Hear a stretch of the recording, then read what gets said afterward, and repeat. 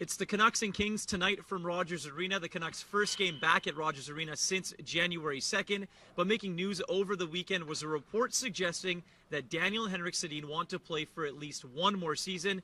Ian, what do you make of all this? Well, it's not surprising that the Sedins would want to come back. Although they've said that they want to deal with this after the season, they've kind of indicated all along that as long as they feel they're still productive NHL players and that there's a meaningful role for them here in Vancouver, they'd like to keep playing. And clearly they've been productive players, almost point-to-game players the last 2 months after a slow start. Really the news element coming out of the weekend is that the time frame for them to try and make a decision has been moved forward, or at least there's a request from the Canucks to the Sedins to try to let them know what they might like to do by the February 26th trade deadline. Clearly, if the Sedins are back or not could affect some of the decisions that Canuck general manager Jim Benning has to make.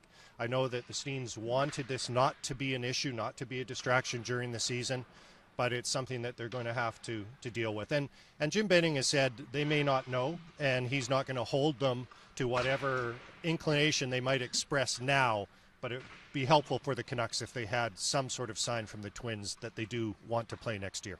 Brock Boeser was named the NHL Rookie of the Month for November and December, has 1 goal in his last 9 games. Ian, is there a concern there? Well, there's a concern in that not many other people score. You know, Brock Boeser has been driving the offense of this team from the start. You know, he has 31 shots in those 9 games, and only 1 has gone in.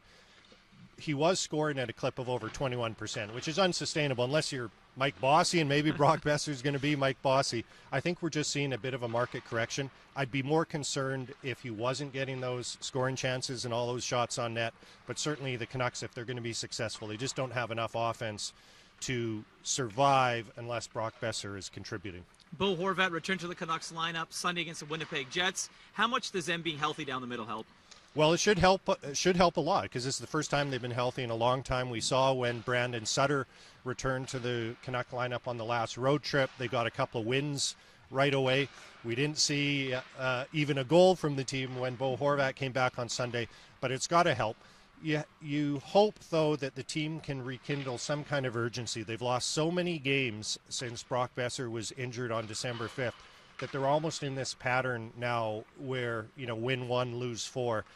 They need to obviously do better than that. Bo Horvat, I think, will help them a lot, especially when he gets his legs going again. Certainly they got a better chance to win with him than without. Thanks very much for this, Ian. It's the Canucks and Kings tonight from Rogers Arena.